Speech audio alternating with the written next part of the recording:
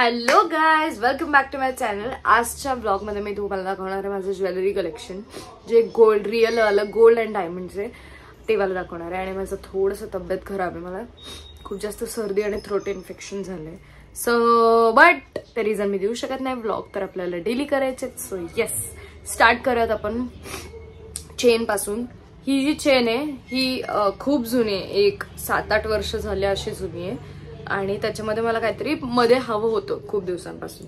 So मम्मीनी माझ्या किती वेळा तरी 4-5 वर्ष आधीच्या बर्थडेला मम्मीनी इकडे आयशा असं बनवून घेतलंय बघा, आयशा.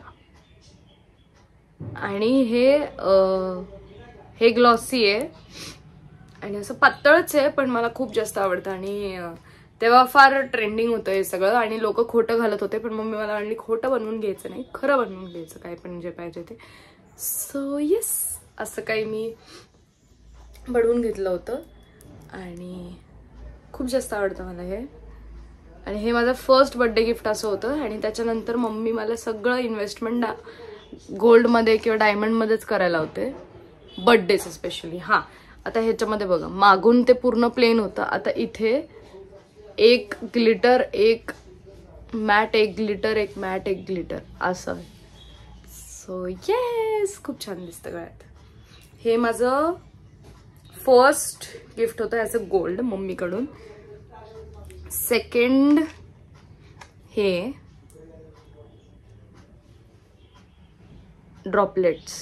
सो हे रांकामधून घेतले होते आणि मला हवे होते एक डायमंडचे कानातले, जे की मी जास्त घालत नाही, पण मम्मी आता फंक्शन असेल, काय असेल, भाऊबीज किंवा रक्षाबंधन तर मला घालायला होते. सो ह्यावेळेस पण घालायलाच लावेल.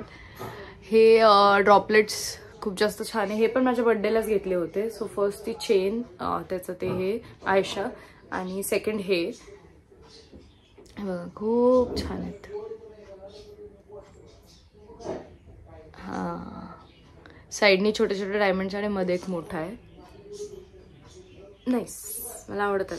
आणि हे रोज गोल्ड आहे, हा गोल्ड नाही आहे प्रॉपर. सो तेव्हा थोड्या दिवसांनंतर ट्रेंडिंग रोज गोल्ड झाला होता, सो तेव्हा मग रोज गोल्ड घेतले. आता हे पप्पांनी आणि मम्मीनी दोघांनी मिळून मला बर्थडेला दिले. हे डायमंड आणि गोल्डचं ब्रेसलेट. हे बघा किती छान दिसते. टडा टडा टडा, एकदम नाजूकच हवं होतं मला. मी ऍक्च्युली कडं बघत होते आधी, पण मला असे फॅशनेबल किंवा असे वेगळे ट्रेंडिंग कडे मिळाले नाही. सो मग मी म्हणलं ब्रेसलेटच. हे कसं जरा कडं पण वाटतं आणि मुलींच्या हातावर जरा एलिगंट पण वाटतं. ह्याचे डायमंड्स आणि गोल्ड किती छान आहेत बघा, मला खूप जास्त आवडतं. हे पण रांकामधूनच केलेलं आहे. सो मोस्टली सगळंच रांकाचं आहे. हां, सगळ्यात पहिली तर ही रिंग होती माझी गोल्डची, ऑब्वियस ही होती, पण ती अशी बर्थडे गिफ्ट वगैरे नव्हते, ते मला ब्राह्मणाने घालायला लावलं होतं म्हणून ही घातली होती. हां, हे झालं, ब्रेसलेट झालं. आता हे इयरिंग्स, हे पण रोज गोल्डचेच आहे. आणि हे मम्मी पप्पांनी नाही, हे मी माझेच घेतलेले आहेत. हे मी तनिष्कमध्ये गेले होते एकदा आणि तिकडे खूप सारी, सॉरी एकच मिनिट, आणि तिकडे खूप सारी ऑफर चालू होती.